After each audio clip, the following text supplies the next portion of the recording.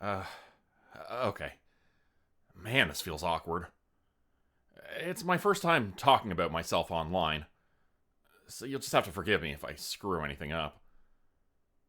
I've seen so many videos of people sharing the details of their job with the world that I figured, why the hell not?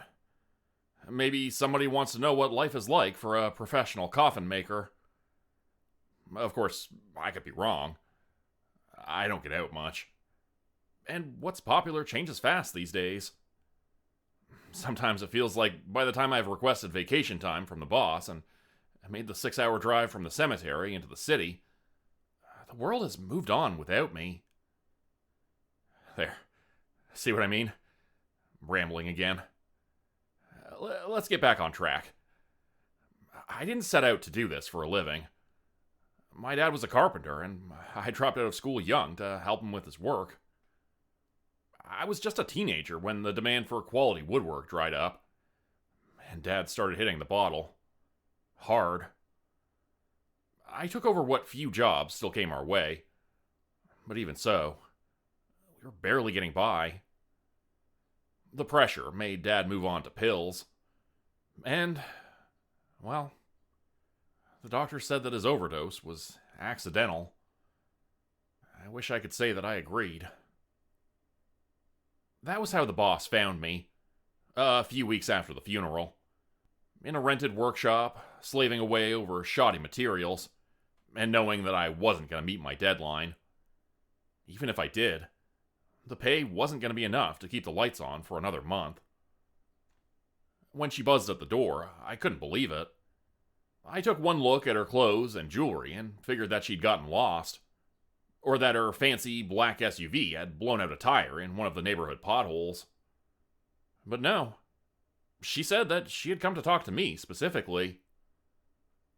The lady said she needed someone to build coffins for a private cemetery she owned on the other side of the country.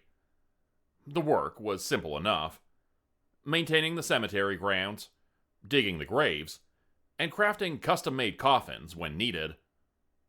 Because the location was so remote, the work would have to be done by hand, but on-site lodging and a vehicle would be provided.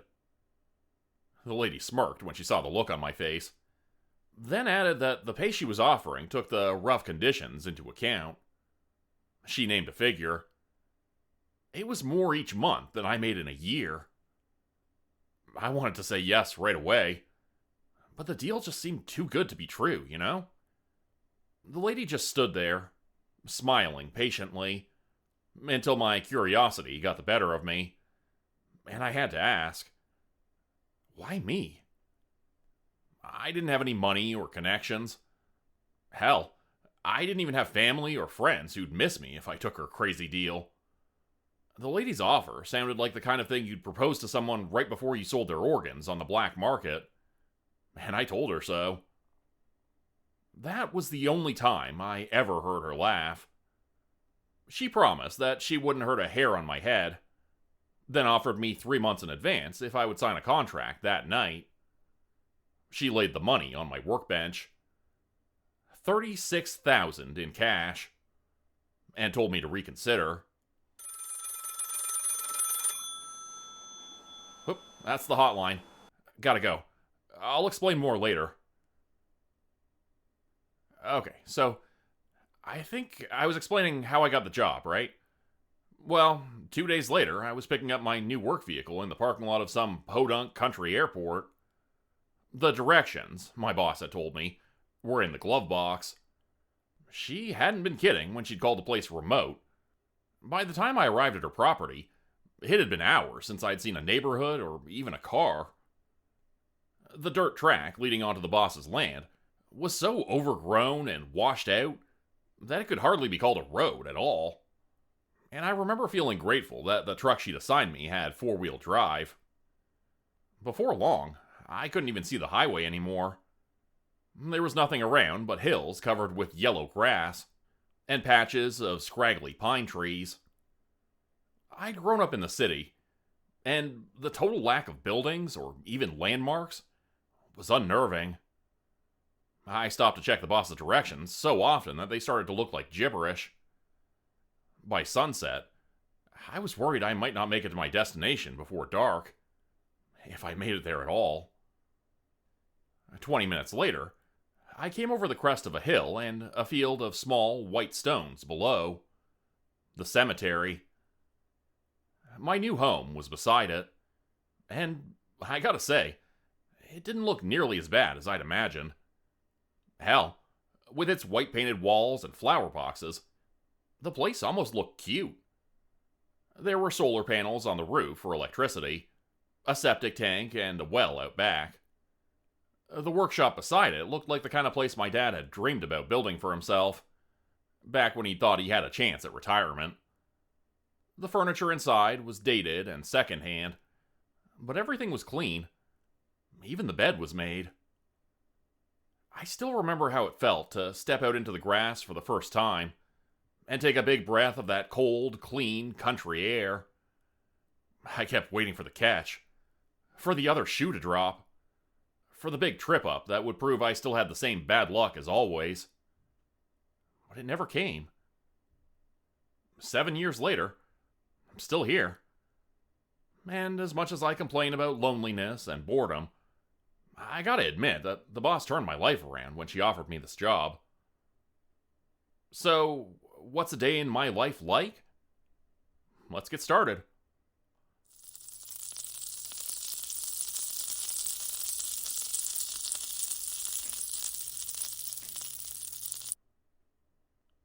Unless the boss has a rush job for me, I wake up when the sun comes through the cabin window. No alarms for me. I make a big breakfast, usually bacon, fried potatoes, and pancakes. Then make sure there aren't any messages waiting for me on the answering machine of the black corded phone in the kitchen.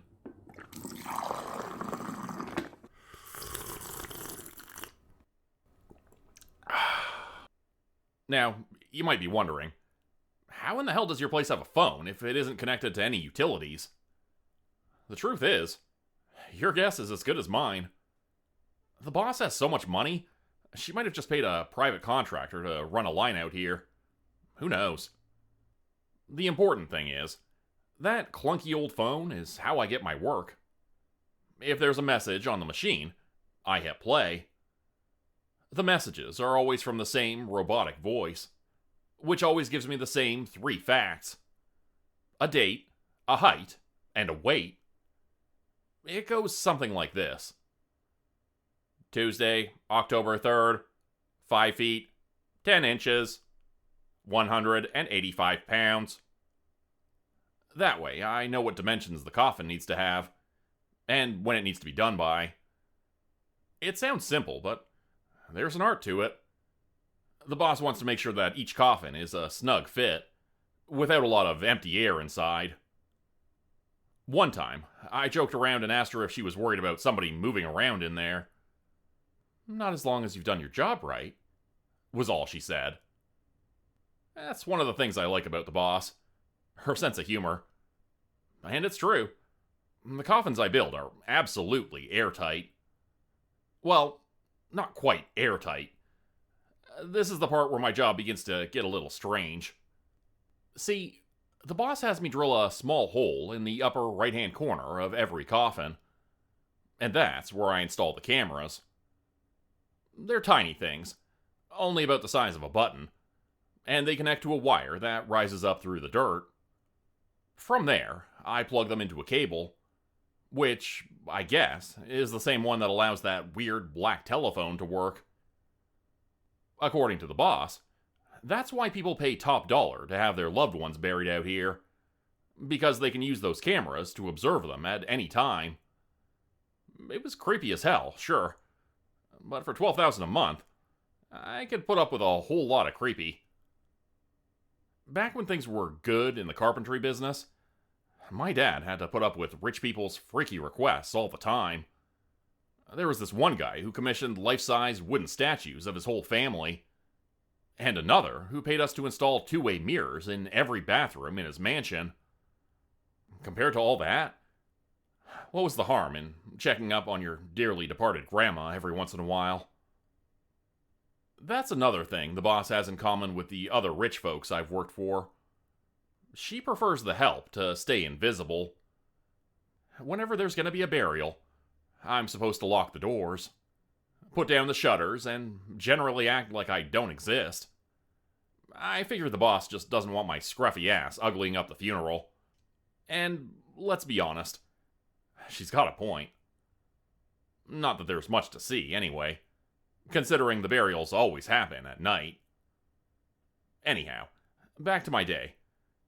Once I finish breakfast and check the answering machine, I do any outside work that needs doing before the sun gets too high in the sky. That's things like mowing the grass, digging any graves that need to be dug, and making sure the stones that mark the cemetery border are still in place.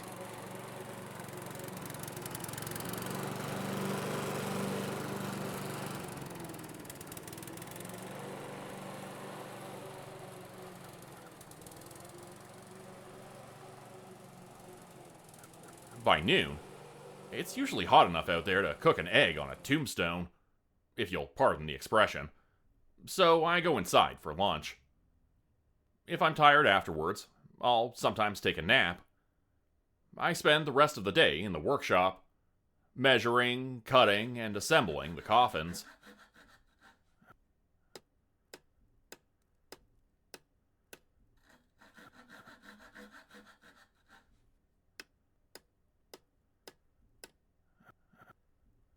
I quit around sundown, make dinner, and veg out on the couch with books or videos until it's time for bed. Of course, things don't always go so smoothly. Sometimes, that weird black phone has a rush job for me. Then it's all day in the workshop. If I don't take any breaks, I can get a coffin done in about 9 hours. It doesn't happen often, but I try to keep a spare grave dug just in case. The boss and the funeral attendees take care of the actual... what do you call it? Internment? I just leave the coffin beside the hole with a pile of shovels. And in the morning, that part of the job is done for me. Maybe it's important for them to fill in the graves themselves, you know? Symbolic or something. Well, I guess I'd better wrap this up for today. The boss has a burial at midnight, and I'd hate for the cabin lights to still be on when she and her clients show up.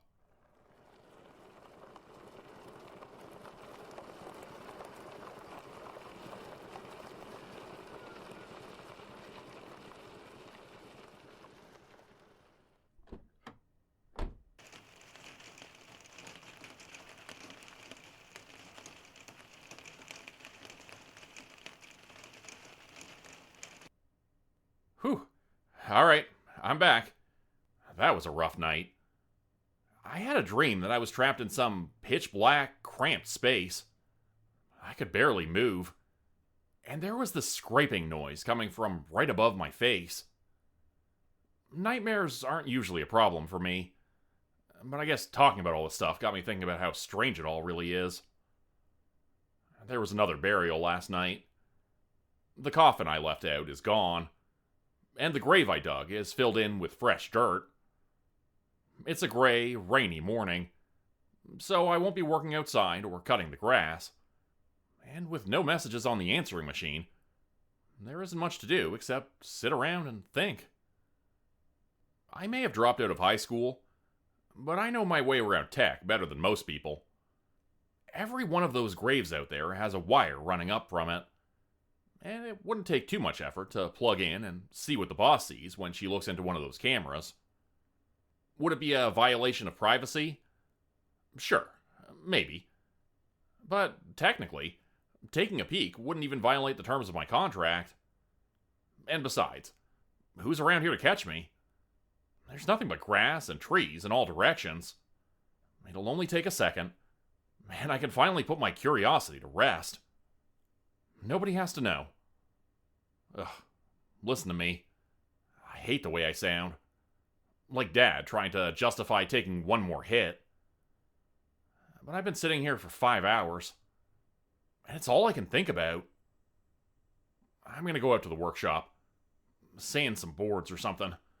I don't know. I gotta get my mind off of things. Oh, shit, seriously? Another one so soon?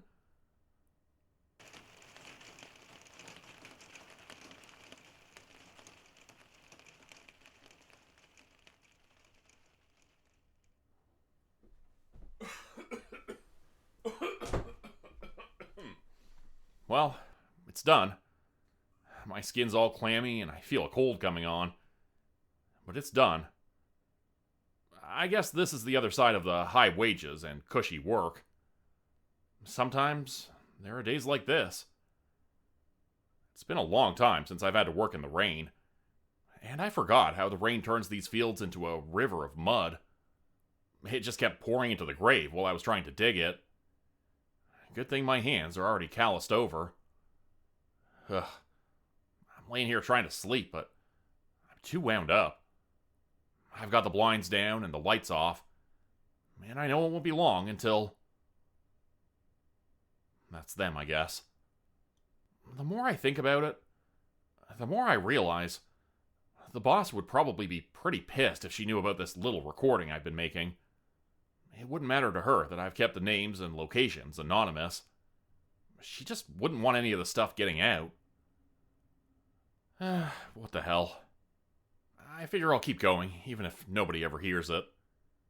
Even if it's just for me. Which reminds me, I noticed something when I was putting the blinds down for the boss's last visit. The one in the kitchen window sticks. Even after everything is blacked out, there's one slat that stays open. Just a bit.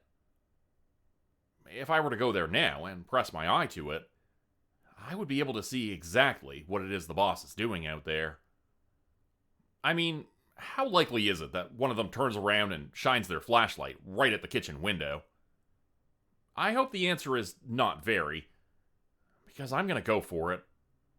Maybe then I'll have some more material for this little documentary I'm making. Not that I'm ever going to publish it.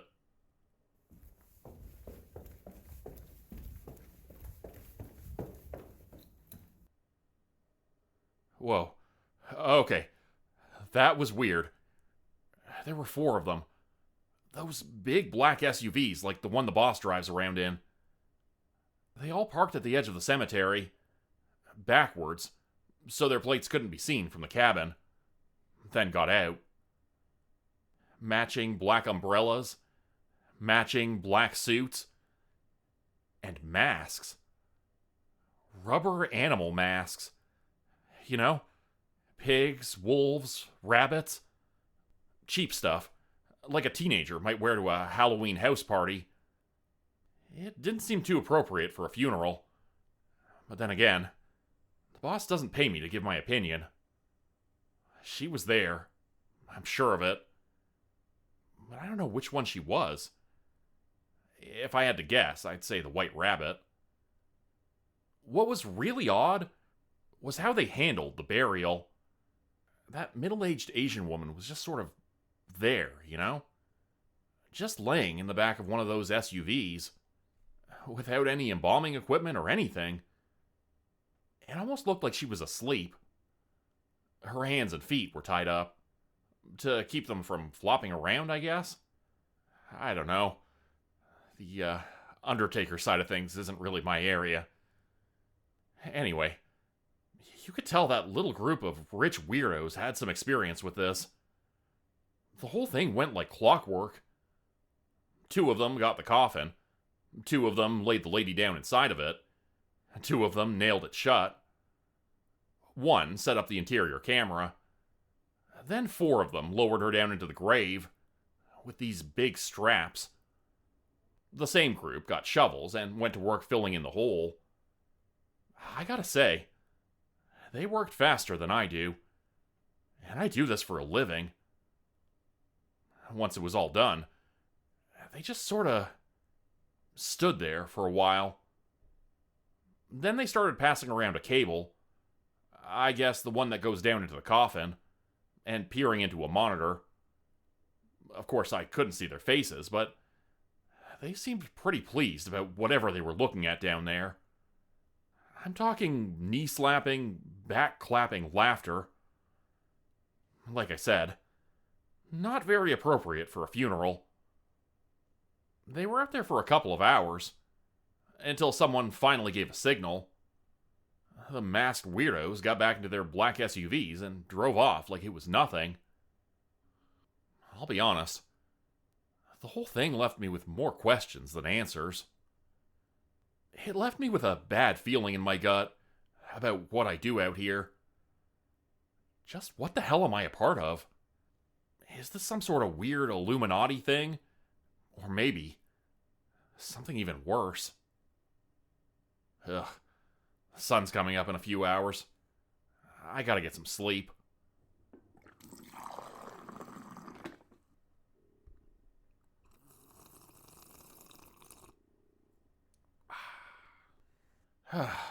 That's better.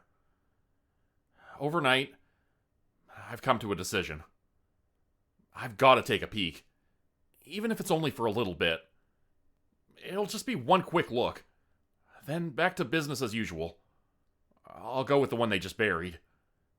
It seems less, I don't know, invasive. It'll probably be nothing. I'll probably just get a close-up view of somebody's decaying relative, and then feel like an asshole for snooping. But I've got to do it. I've got to make sure that the people down there are really... Okay, here goes. We're plugging into the cable, accessing the live feed, streaming it to my screen, and...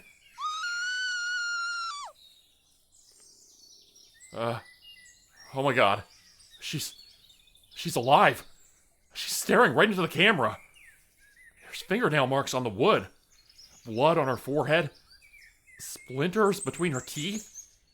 I think she was trying to chew her way out. She's yelling now. There must be a little light that lets her know somebody's watching. She's trying to punch and kick, but the space is too tight. She can hardly move a muscle. Oh god. This can't be happening. I'm going for the shovel. I gotta get her out of there. What have I done? What have I been a part of?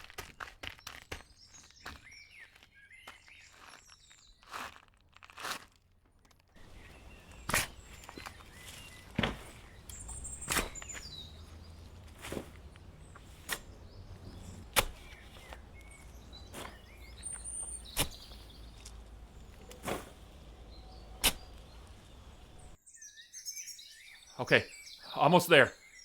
I can see the lid. I'll have to pry it off with a crowbar. Lady? Are you alright? Let me get you out of there. Whoa, okay, don't bite me. I'm just trying to help. I'm not one of them. Well, I mean, I am, but... Oh, shit.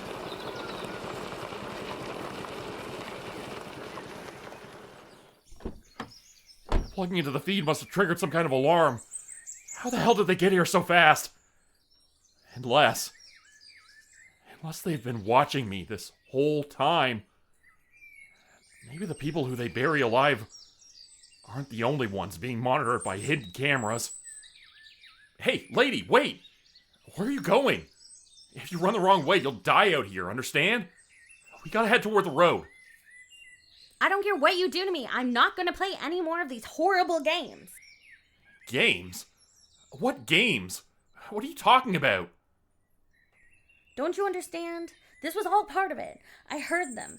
They were even taking bets about how long it would take before you tried to rescue one of us. What do you mean, us? The ones who witness a mob killing or find a certain type of picture on some politician's hard drive. The ones who overhear a CEO talking about how she saved billions by skirting anti-pollution laws. The people who get buried out here, we're the ones who know too much. I guess we're not meant to survive this game, are we? No, we're not. The only difference you made by saving me is now there'll be 2 coffins buried in that cemetery this week, instead of 1. And whoever hired you, well, they'll have to start looking for a new carpenter. For all you know, you've been cutting the grass on top of one of your predecessors. Oh my god. Those masks. They're coming. What are we gonna do? We can at least make it harder for them. If you really want to try your luck out there, go for it. Take this recording. Share it if you get the chance. I'll run towards the road and try to draw them off, okay? Here. Go, go, go!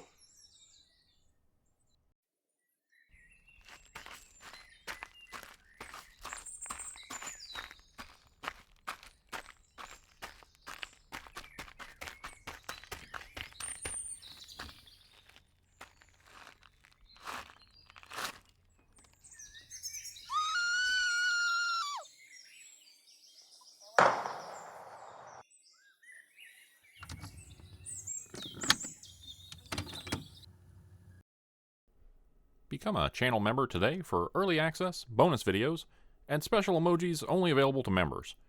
Check out the description below or click the join button for more info. If you'd like another way to help support the channel, please consider joining my Patreon page at patreon.com/JordanGrupeHorror.